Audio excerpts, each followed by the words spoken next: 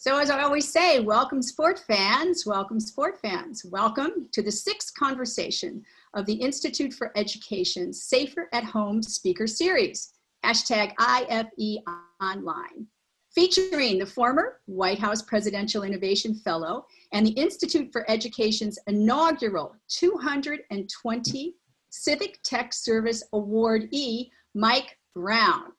The mission of IFE is to harness the power of data, innovation, and soft diplomacy in the global community. Mike, you are an IFE veteran and have IFE DNA, continuing the tradition of distinguished special guests from Nobel Prize laureates to Supreme Court justices. Welcome to our extraordinary and plenipotentiary excellencies with us today from the European Union, Singapore, Estonia, Albania, the Bahamas, Marshall Islands, and Cote d'Ivoire, and diplomats from over 30 countries. And we always love seeing so many of Mike's fellow White House Presidential Innovation Fellows and their leader, Josh DeFrancis. You can wave there, Josh. Joining United States Digital Services, Tech Congress, and Coding It Forward Fellows, our baby PIFs, as we call them.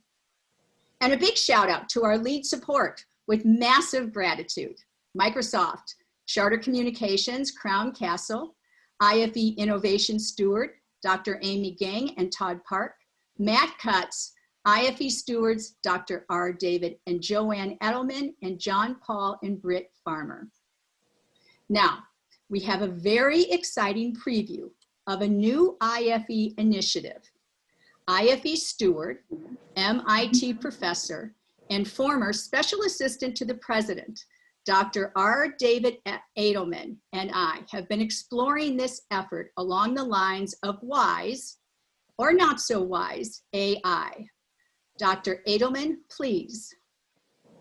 Thank you so much, Coach, and thank you all for taking the time to join. I know how incredibly busy and back-to-back everyone is with Zoom calls, and this is going to be another good one. So thank you so much, Josh and Mike, for joining us.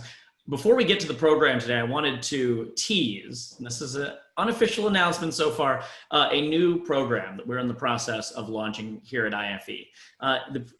The event that we're looking to preview is the Institute for Education Future of AI Roundtable. And its mission is going to be to build a global community of practice and dialogue around the governance of increasingly intelligent, but as Coach said, not always so wise machines. This roundtable is going to be designed to engage leaders from government, industry, and civil society with the mission of collaborative leadership to deliver ethical, trustworthy artificial intelligence systems that help deliver a more just, innovative, and opportunity-rich world for all of us. This is a theme that you heard over and over the course of the last couple of years across IFE events on a whole range of topics. And it got to a point that we just made clear we need to have a dedicated focus on this to bring this community together and to do so in a global way that is consistent with how IFE has really developed and pioneered this sort of innovative dialogue on technology issues. And we are delighted that leading this effort is IFE's new diplomatic steward of AI, ambassador from the European Union, Stavros Lambrinidis, who will serve as its ambassadorial chair. So with his permission, Stavros, I don't know if you want to provide a few words.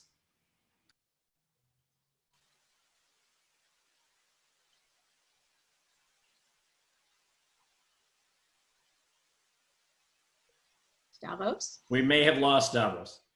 Oh, there he is, on mute. Excellent. There we go. Okay, you're back. So, David, thank you so much. It's absolutely fantastic, Kathy, to work with IFE on this groundbreaking initiative that you're taking. And when you suggested it to me, I enthusiastically accepted because, frankly, this is so much on the top of the European agenda and my agenda as well. Just 2 examples. Easy ones, quick ones. I mean, all the apps that we're using now that can change our lives allow us to open up the tracing apps, the health apps, such promise. And at the same time, they could change entirely the way that we could be monitored.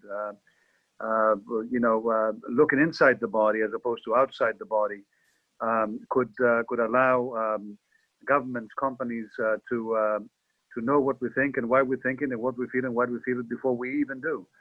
And that, you might say, well, maybe that's okay in a democracy, but unfortunately, as we're talking about AI, and David mentioned the human-centric, the transparent way that we want to build it, there are others out there that are using it for entirely different purposes.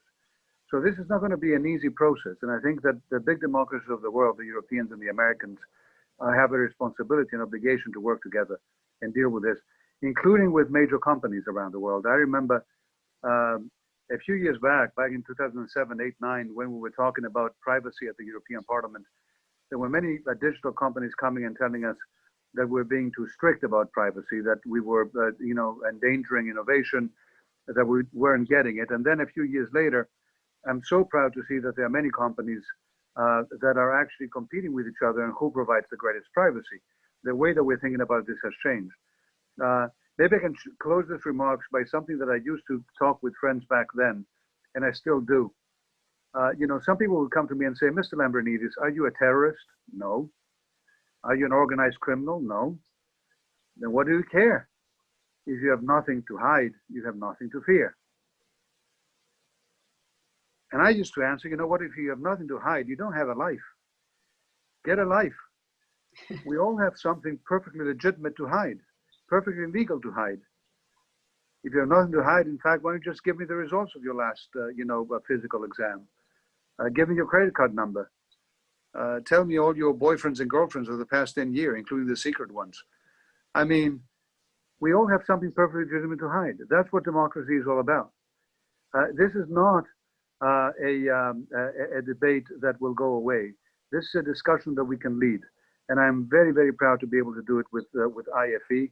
And thank you so much for this invitation. Great. Well, thank you, Ambassador and IFE Diplomatic Steward. This is a brand new position we have created. And welcome to the IFE community. We could not be more amped and proud of your leadership in this new program, The Future of AI. And thank you, Dr. Edelman. And now, there could not be a person who personifies civic tech service better than Josh Marcuse. He is IFE DNA. Josh worked with Mike Brown at Defense Innovation Board as Executive Director of the Defense Innovation Board. And now he's head of strategy and innovation at Global Cloud Public Sector. He founded the Federal Innovator Young Professionals Network and Young Professionals in Foreign Policy, where he is the chairman. Josh is an amazing team player, wonderful to work with, and gets it done. As Todd Park always says, compounded awesomeness. So Josh, please take it away. It's really an honor to be here and to see many familiar faces, all of whom have accomplished so many exceptional things. Coach, you're just a master at bringing together the right people for the timely conversation. So it's really a thrill to be here, especially to be with Mike Brown, someone that I just loved working with and admire so much, an amazing perspective. I'm not going to embarrass him too much because really you just want to hear from him, and you have his bio in your email, but I will just say that, the whole notion of the Presidential Innovation Fellow is to take leading minds and leaders of big organizations that have succeeded in the private sector and give them a chance to have an impact in the public sector. And coming from the role of being a CEO of one of the top 10 largest software companies in the world, Symantec, arguably #1 for cybersecurity, and bringing that to the Department of Defense, where he's had an exceptional impact at the Defense Innovation Unit, is really just sort of typifies, I think, the aspirational vision of what the PIF program is all about. So thank you for joining us, Mike. And why don't we just start with hearing from you? And I know you have a few slides you want to show us about the anniversary that you're celebrating right now, that we're all celebrating, those of us who were there for the first ribbon cutting at DIU. So tell us a bit about what the 5-year journey looks like and what the future holds for DIU, and then we'll just have a conversation. Well, great. Josh, thank you so much. It's great to be here with you. Josh and I have a mutual admiration society for each other because he's also done some incredible work as the executive director of the Defense Innovation Board, which we work closely with. And great to be here with so many familiar faces, fellow Presidential Innovation Fellows and former fellows. So thanks for joining us here. And a special shout out to Coach. Thank you for all the incredible energy and work you bring to the Institute for Education. Just tremendous that you're involved in this and the great work that you're sponsoring. Well, as Josh mentioned, we're very excited to be celebrating 5 years. It's gone by quickly. I wasn't here from the beginning, but Josh was. And I understand that that was not all up and to the right, as some pretty rocky early days at the Defense Innovation Unit. Any organization as big as the Pentagon trying to do something new, there's a lot of antibodies that were out in the beginning, hoping we wouldn't be successful. But our being here today shows that we prevailed, and we have a lot that we're excited about that's been accomplished in those 5 years. And I hope to share with you just over the next 10 or 15 minutes some of what we've done at DIU, but we think most of the work that we need to do is yet to come. So we were formed in 2015. Secretary Ash Carter really started with a number of initiatives to increase innovation across defense. DIU is one, the Defense Innovation Board is one, the Defense Digital Service is one, which really comes out of work that the Presidential Innovation Fellows know well, 18F, and the Digital Service across the federal government, something that Todd Park has been involved with as well. So DIU's specific mission, I often think that it's misnamed. It really should be the Defense Commercial Technology Unit. We really now combine 3 different organizations. So what I'll call core DIU, which is where we began, and 2 additional ones that were added in 2018 when I became the director. So DIU, we want to be known for speed. We're fast moving. We're an organization, while there are many that are focused in the Pentagon on moving more rapidly and innovating. We're a joint organization, so we cross all of DoD, meaning we work on projects with all the services, many of the combatant commands, and also across the defense agencies. And what really makes us unique is this focus on commercial companies and commercial technology.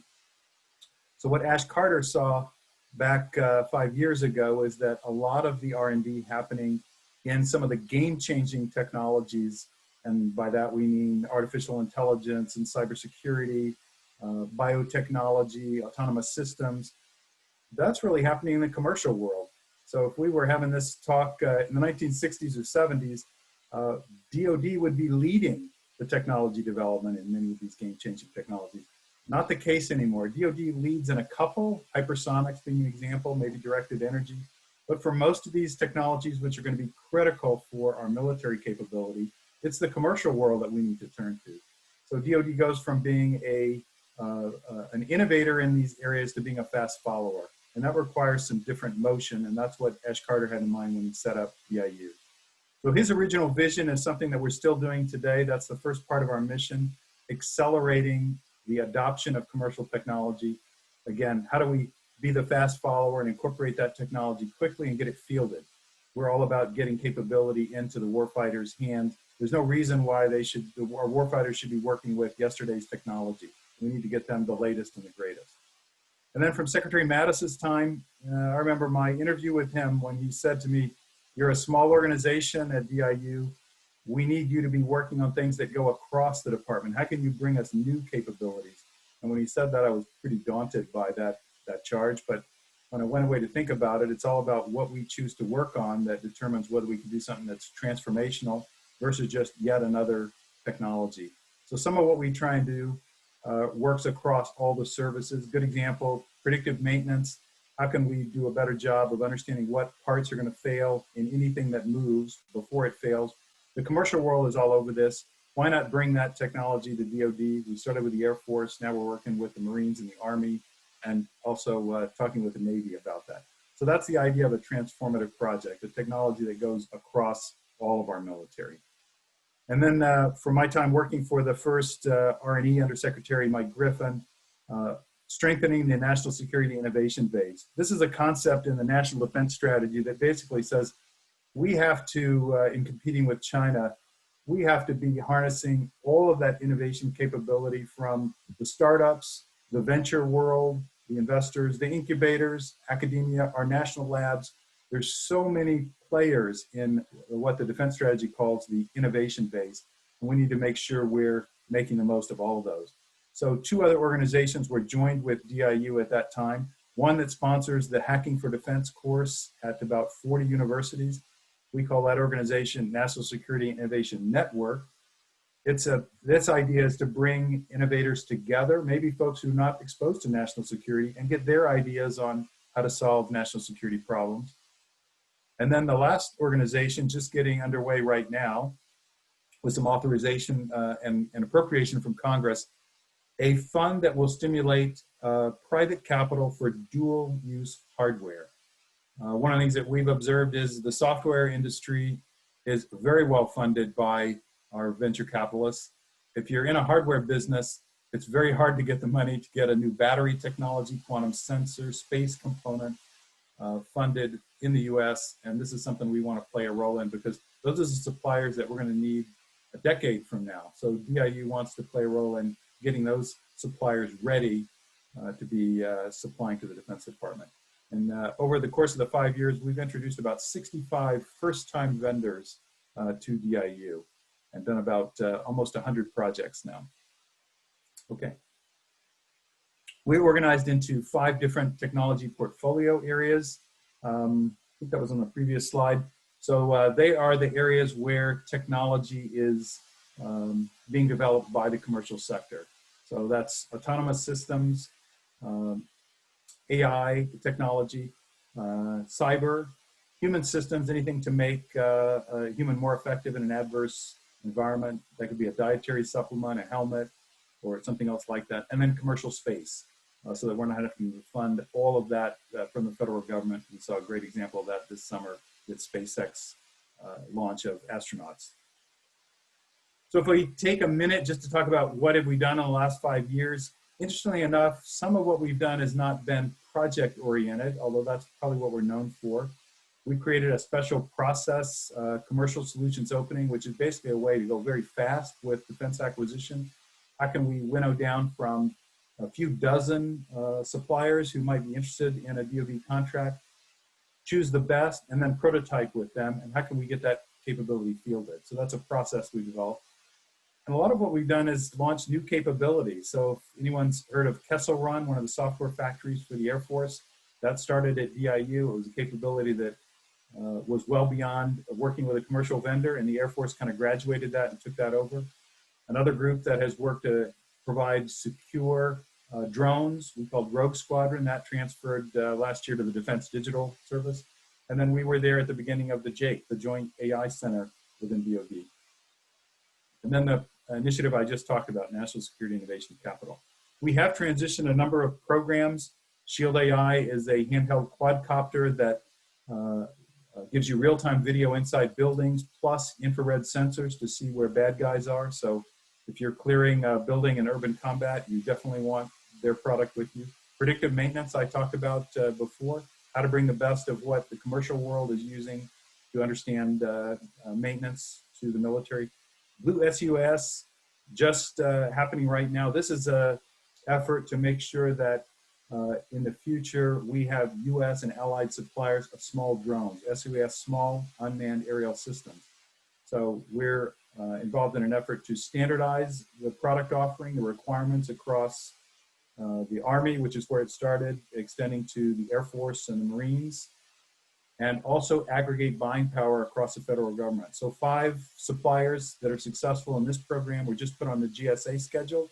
So the Department of Interior, Customs Border Patrol, anyone who's buying small drones can now get a well-tested, cyber-secure drone and help these vendors be economically viable competitors to DJI, a Chinese company that has 75% of the worldwide market share in small drones. On the right are interesting, from my standpoint, interesting projects that we're working on today. There's 7 of these transformative ones.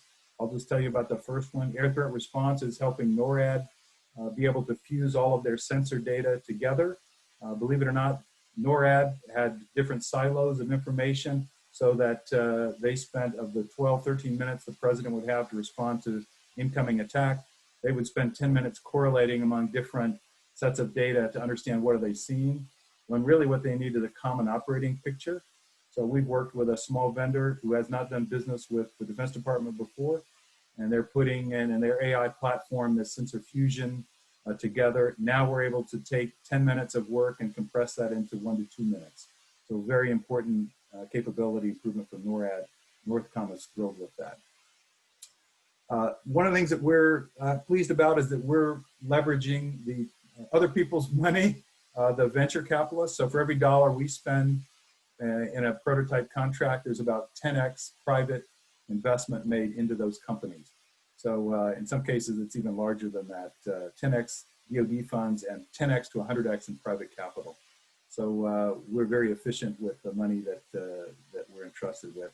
Just some stats that will help you size the impact of DIU. So working with companies that leverage 10 billion in private investments, we're doing about triple the projects that we did 2 years ago.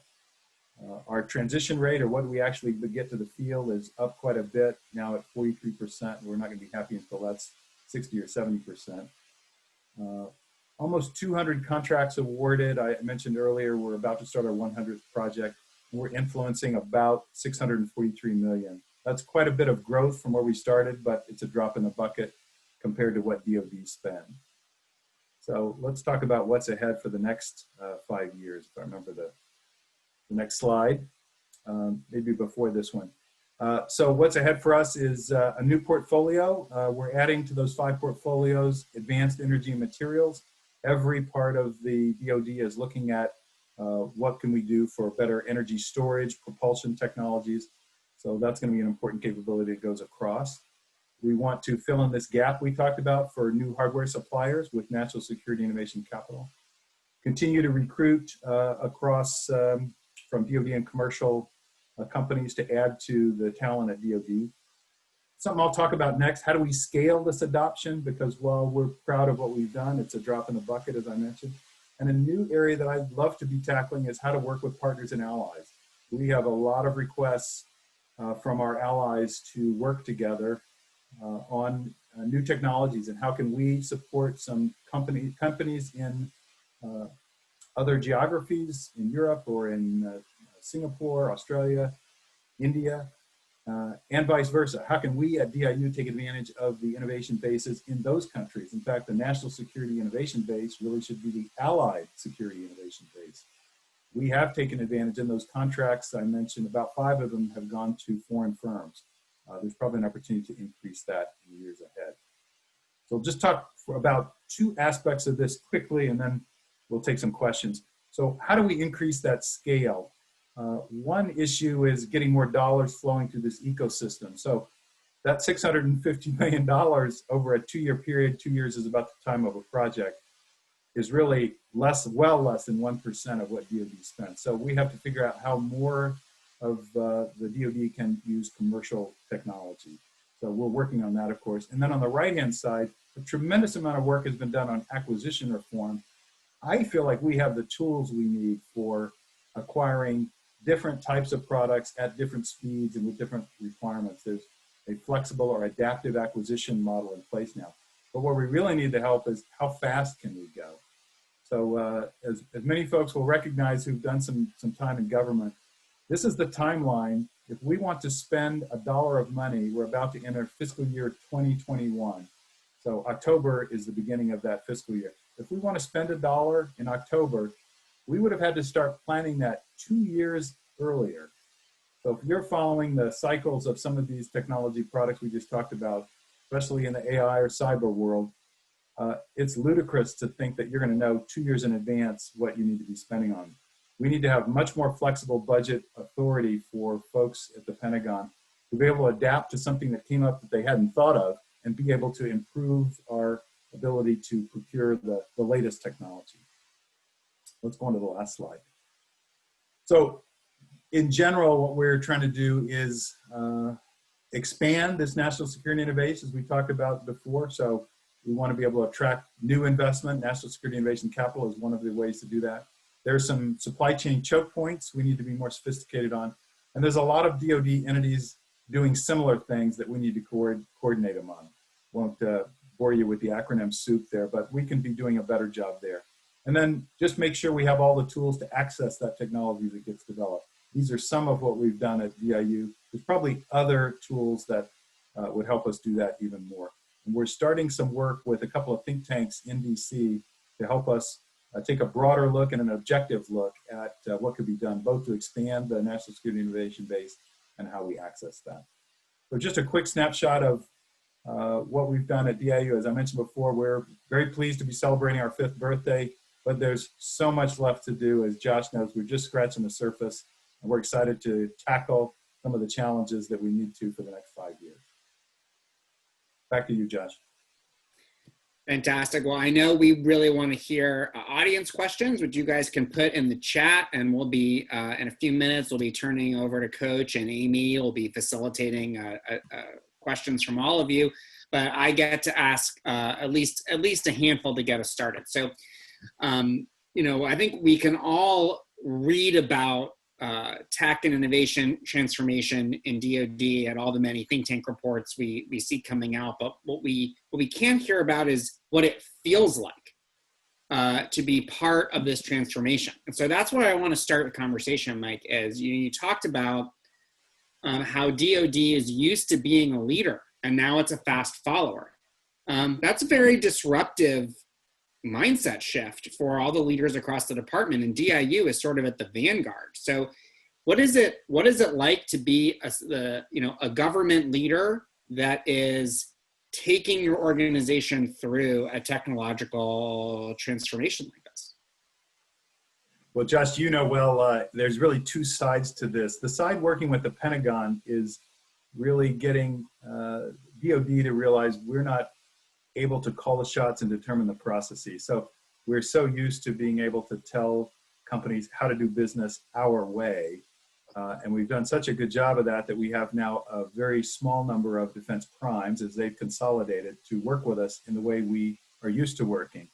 So that works well when we're buying fighter aircraft or an aircraft carrier, but it doesn't work well when we're buying software or small drones or other products like that. So what we have to do inside the department is really get the department realizing that we have a new way to do business, and it needs to be based on speed.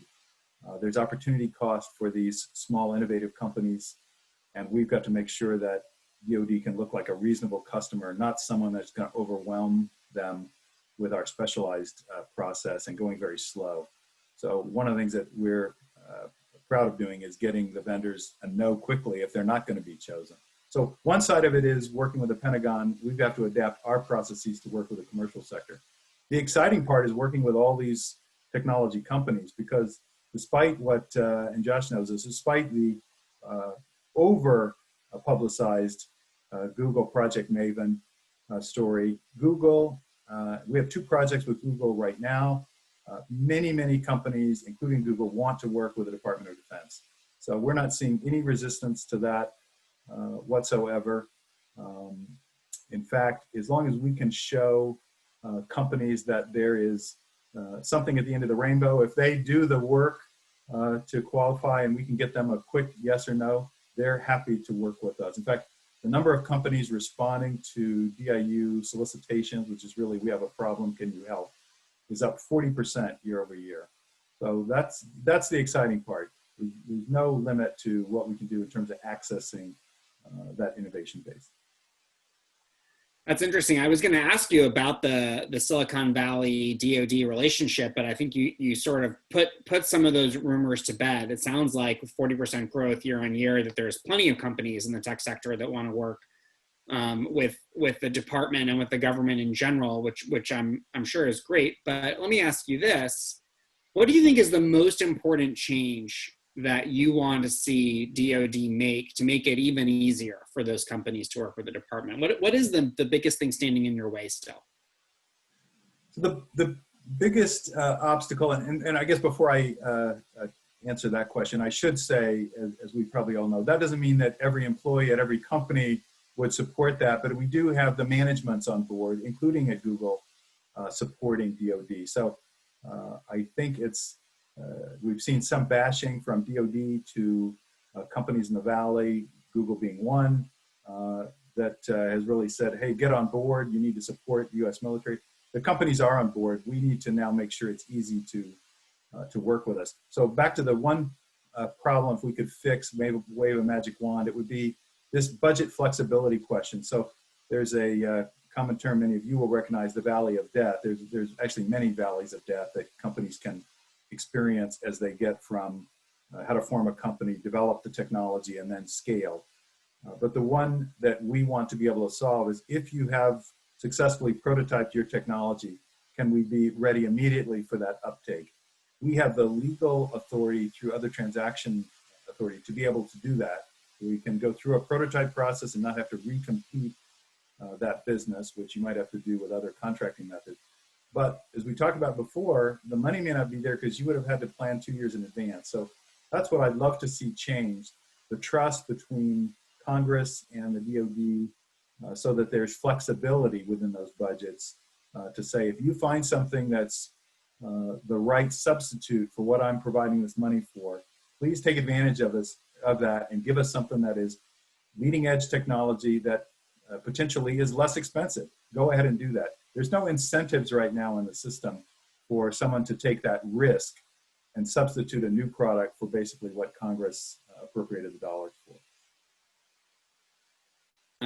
That makes great sense. You're right. I did live through that myself as well. Let me ask you just two more quick questions, and we'll turn to the audience. So, I think a lot of people may not know this about you, but before you became the head of DIU, when you were a PIP, you were doing a fascinating project that really, I think, captured a lot of people's imagination about China and the role that China and the Communist Party was playing in our own backyard, in our own venture capital ecosystem. And now you were very prescient back then, but now with TikTok and Huawei, it's headlines every day. So what do you think is the right balance between some of the anxiety that clearly the government is facing and experiencing, and the hat you used to wear as a CEO, knowing that there's some amount of just integration of the global economy and our education systems that are unavoidable? And like, how do you, as literally one of the leading experts in the country on this, how would you recommend we strike a balance? Well, we could spend hours on this, and I'll try not to and make this succinct. This is what opened my eyes to how important it is to be successful at DIU. The well-funded, thoughtful, systematic approach that China is taking to integrate technology from around the world and really apply that to their military and control their society. Worst example, obviously, being what we're seeing with the Uyghurs. I think number one, our private sector CEOs, we all need to be educated on what China is doing. The administration has done a great job of really raising the temperature here, so everyone realizes there's something to be concerned about. I don't think there's consensus on what we should be doing. And primarily what we need to be doing is investing in ourselves. So a lot of the attention is being focused on some of what I'll call the defensive measures, what we don't want to have happen with Chinese companies. And there's definitely a role for that. I worked on that as a result of the study that you mentioned with the Foreign Investment Risk Review Modernization Act. It gave CFIUS more control investments. But if you look at what we need to do is recognize we're in a tech race with China. While it's very different from the Cold War, a number of those things we did in the Cold War would apply and serve us well here. Examples, federal investment in R&D. Our private sector is not taking up the slack in all cases to give us the technology breakthroughs we need. This is the seed corn that provides the economic success we want to see in the next couple of decades. When we look at what happened with the investments in the 60s and 70s, where the internet is created, modern networking, computational horsepower, miniaturized semiconductors, GPS, on and on, that has fueled an enormous economy for us in high tech that Silicon Valley is still benefiting from. You don't have Uber and Airbnb without these technologies. The federal government is the only source of the long-term capital, the patient capital that can afford to lose some of that money that will create those breakthroughs for the future. So our federally funded R&D as a percentage of GDP, 2% in the 1960s is now down to 0.7. Half of that spent on health, which we appreciate in this pandemic time, but that means we're from 2% down to 0.35. that's focused on national security oriented technologies. So that we're not, the trend is not in the right direction to be leading there. So more investment required there in achieving breakthroughs in these game-changing technologies. STEM education, something else we did in the 60s. We need more engineers. China is graduating 6 or 8 times the number of engineers we are. Think about the implications for our immigration policy as we talk about that, which has to be tied together with that. We need to be thinking more long-term in the private sector. I can tell you as a former CEO, so many incentives to think short-term, quarterly earnings, the influence of activists and private equity in our public equity markets. These things are not helpful when we're competing with someone in China that has a 20, 30, 40-year time horizon. We got to be thinking a lot more about the game-changing technologies where the U.S. needs to lead. And then finally, more integrated economic statecraft. I'm not saying to duplicate what China has done, but we're not using the instruments that we have in the U.S. government in a coordinated fashion to think about how do we make sure that we have policies allowing for our companies to be leading in some of these game-changing technologies. Think about standards as just one quick example. China has moved on from made in China 2025 to standards 2035. They want 5G to be the tip of the iceberg. They want to control all of those leading technologies, AI, autonomous systems, cyber, on and on. We can't let that happen. We've got to make sure that we're doing the right things to maintain the lead. That was every bit as nuanced as I was hoping for. Thank you. We have to turn it over, and I wanted to ask you about COVID and AI and so many other things, but let me just close with an easy one. What is your favorite part of your job? You know, the mission is really an incredible one, and I get to work with so many talented people. I mean, sometimes I have to pinch myself thinking we have such an amazing talent. There's a small group, 100 folks at DIU, but the talent that we have assembled because of the mission really is inspiring to me every day. PhDs who are specialists in their field, folks who've done policy work. So I'm really excited by the team. That's really what keeps me going. Thank you so much for sharing your thoughts with us, and thank you for your service and just being an amazing partner. Let me turn it over for many on this call. Yeah, many people on the call. Let me turn it over to Amy and Coach to lead the rest of our conversation. But it's always such a pleasure to connect with you, Mike, and thank you so much for just such a thoughtful discussion tonight. Thanks, Josh. Really appreciate your friendship and your partnership. Thank you, Mike and Josh, for this fantastic conversation. And now we'd like to welcome questions from the audience, which you can share through the chat window. John Paul Farmer, I know you have a question. And please tell us your affiliation besides being an IFE steward and co-founder of the PIF program, along with my husband. John? Thanks, Amy. Appreciate it. John Paul Farmer, Chief Technology Officer of New York City. Mike, I want to say thank you for that presentation. Really terrific. And obviously, thank you for your continued service.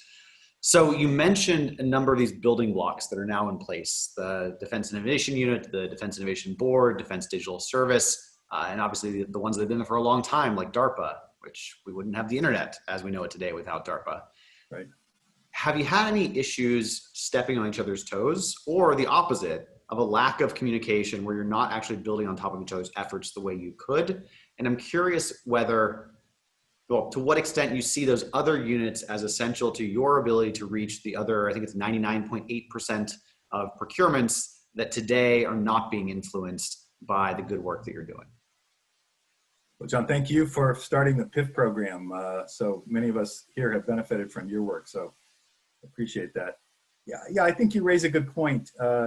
It's as if at the department we've let at least 100 flowers bloom, not 1,000, and probably is time to take a step and say, how could we better coordinate among all of these different units? They all have a little bit different place in the ecosystem.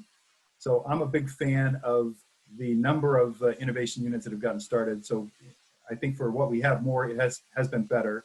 They're not duplicative, but I think we could amplify each other's efforts if we work more closely together. So Josh was working with me on the first conference to bring the IC innovation units and the DoD innovation units together. COVID, had a say in that, so we weren't able to go forward. But now we're planning that as a virtual conference, I'm pleased to say, targeting mid-February. That'll be a chance to expand from what has been one-on-one conversations. So we're meeting with AFWorks, or we're meeting with Naval X and others. And we're going to partner, of course, with Josh's former organization, the Defense Innovation Board, to put this conference on. And that'll really have three objectives. One is, let's at least understand what each organization's role is.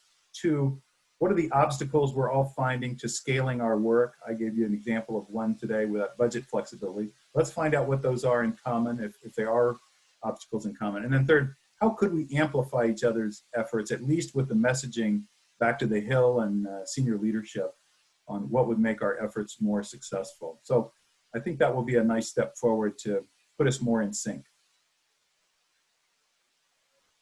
Thank you.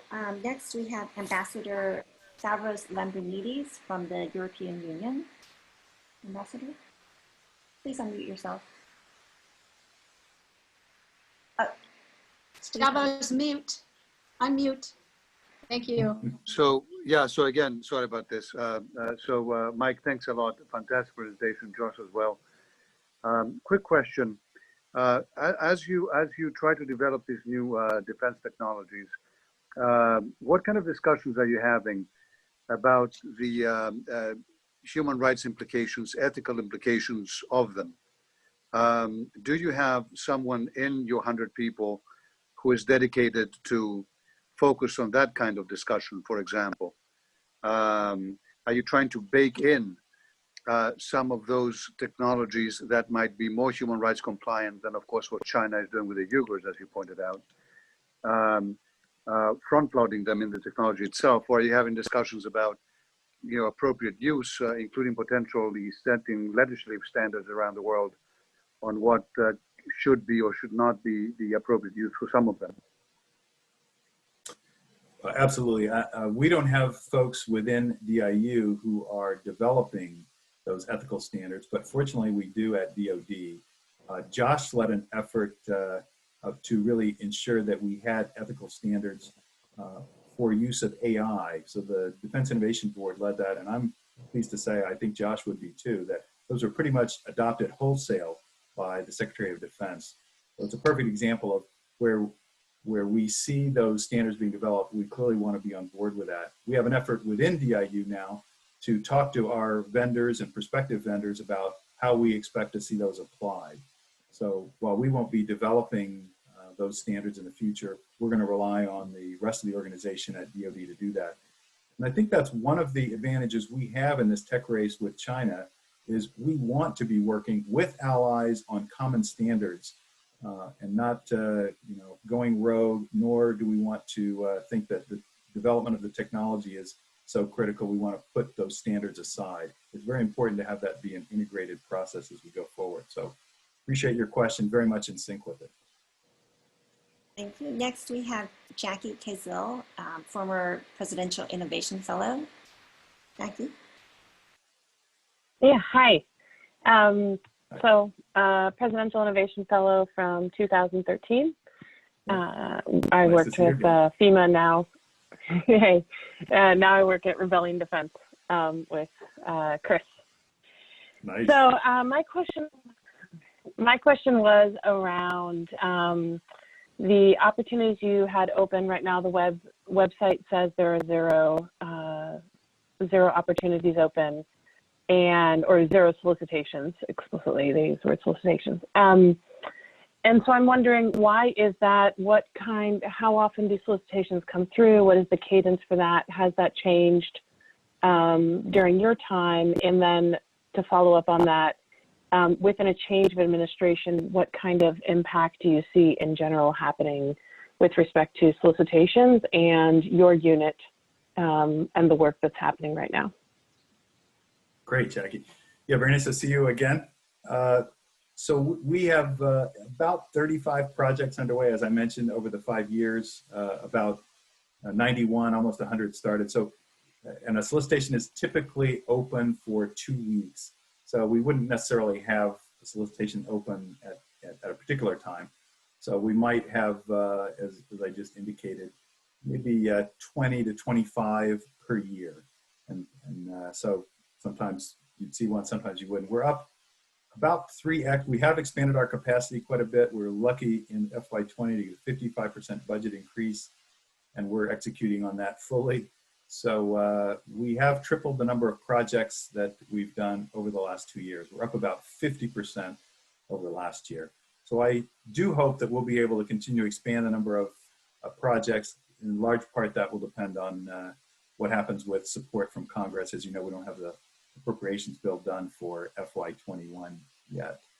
So that will be the biggest determinant for us. In terms of administration, whether it's a second Trump administration or a change in administration, the one thing that I appreciate, and I'm sure Josh does too, is innovation is not a partisan issue. Democrats, Republicans, everybody wants to see more capability get to the warfighter. They want to see it done with less money. We're one of the ways that we can make sure that the department is stretching its dollar. Let's buy as much as we can commercially and save the defense dollars that we need to for things we can only buy from our military suppliers. So that's kind of our philosophy. There's a lot of leverage that we can achieve through DIU. And of course, that's no surprise, the message I'm always giving to the Hill. Thank you.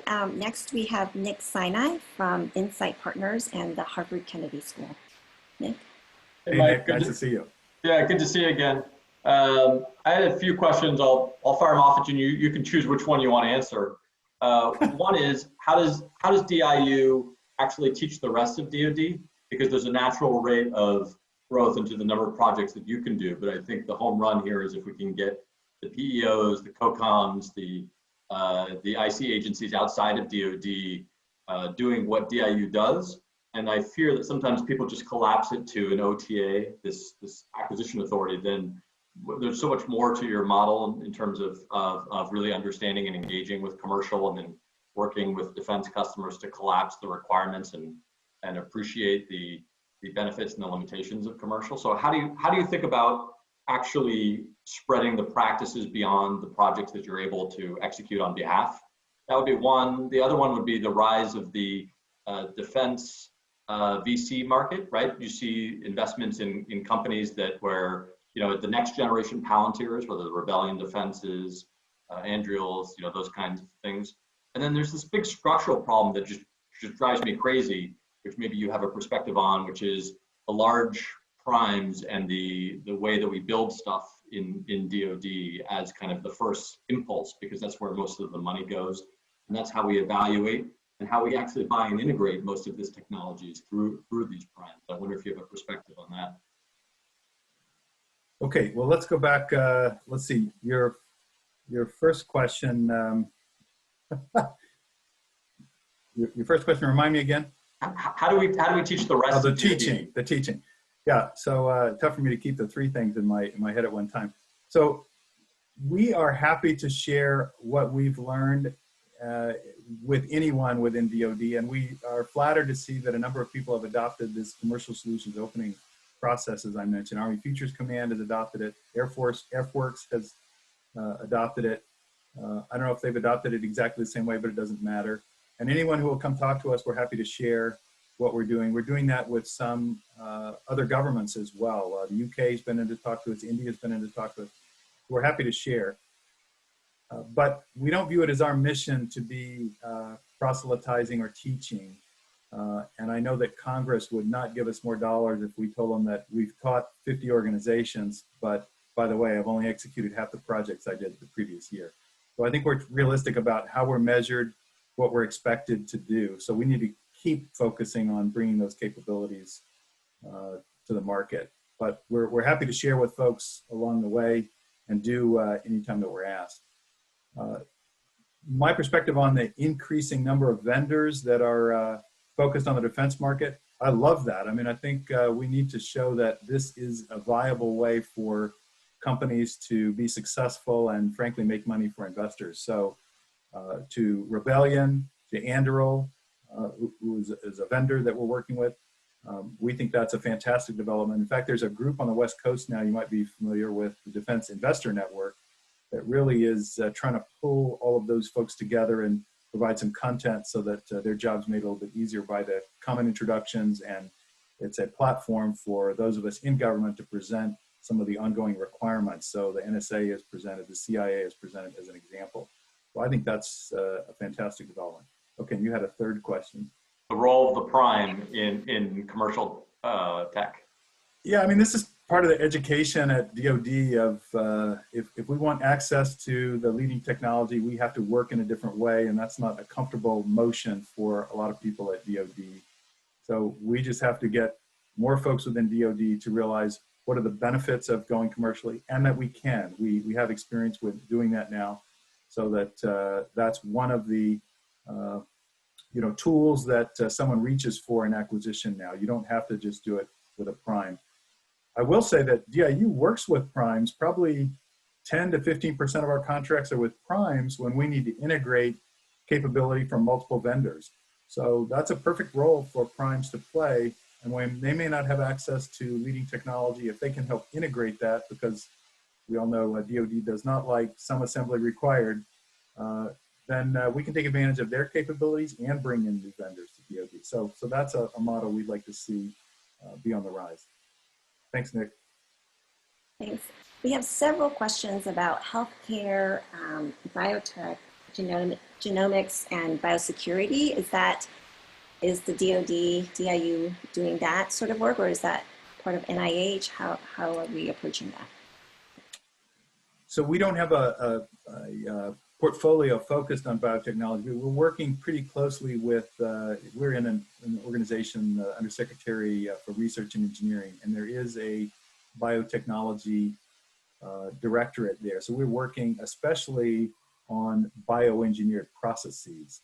So the reason we don't work on, you can think about it as new compounds, new drugs, anything that requires FDA approval, we are not really value add. We can't make that go faster. So that needs to be the vendors working with FDA. So when we looked at those in the past, we can't help as much, but there are probably some areas where we can be involved. I had a very interesting conversation with the CEO of Ginkgo Bioworks recently.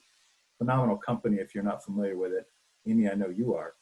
And they had some pretty interesting ideas that we're trying to take forward in terms of having a early warning system globally for new diseases. Think about it as early warning signs for the next pandemic. So there are some things that I think we could be doing there. We want to stay involved in that conversation as an example. Thank you.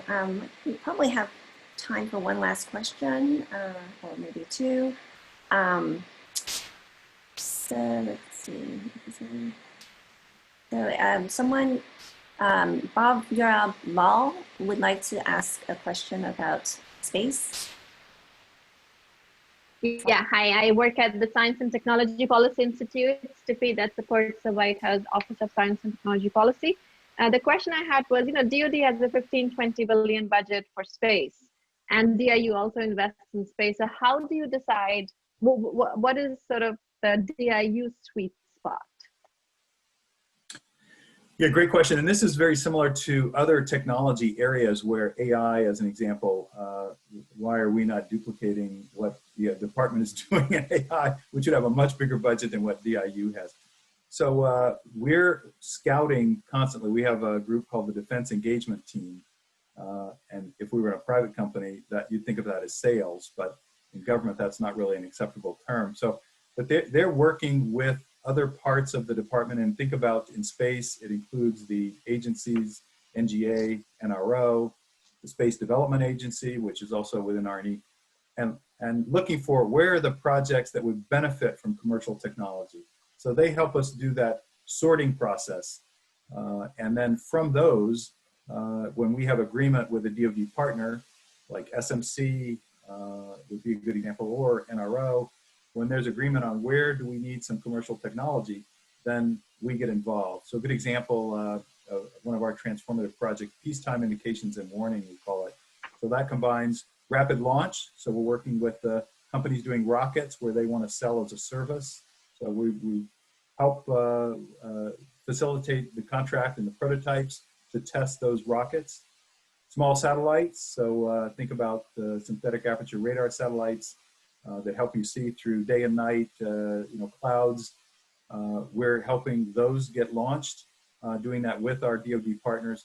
And then the digital imagery, the analysis of the imagery from commercial satellites, also involved in that as well. So that one project brings together vendors and different DoD partners to bring that whole capability together.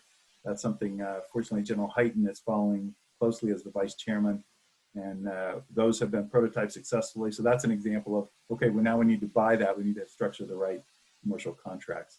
So in that way, we work as kind of another adjunct or tool set for DoD partners, because we know what's going on in the commercial world, and we've got the ability to move quickly. So they turn to us then to execute some of their agenda. Thanks. Yeah, you bet. Thank you. Now, do we have time for one more? Or so, Mike Brown, I know I speak for all of us. We all feel safer that you are doing what you're doing, and so thank you very much for being at DIU there. What made you decide to apply to the PIP program, and what can we do to get more people like you into government? Well, I was at the right time in my career and looking for a new challenge and something to contribute, to give back. And what could be better than the PIP program for that? And I was very fortunate to get connected to the mission at DIU. I'll be honest, this is the best job I've ever had. It's the most fun. I love the mission, working with the folks at DIU, as I mentioned earlier. It's just an incredible opportunity. So I appreciate your giving me thanks, but I should be giving all of you thanks as taxpayers, the phenomenal opportunity to contribute. And that's what national service really is all about, isn't it? Well, Mike, this has been absolutely fantastic. Thank you so much, Josh, everybody that was involved in pulling the program together, the Institute for Education team. We have over 30 representatives from 30 countries, which is emblematic of what the Institute for Education is all about. So thank you, and welcome again to our new AI diplomatic steward. October 1st, everybody should register right away. Is our next program. It will be an evening salon with adult beverages at your home. The presidential debate is September 29th, and we are having a salon with Margaret Brennan, the CBS News Face the Nation senior foreign policy correspondent. At 6:30 East Coast time, she's going to tell us all of her insights on the debate and what's going on with everything in her world. So it will be incredibly insightful, firsthand, inside the Beltway information. So I hope you'll all register for that. And I think we're good. Okay.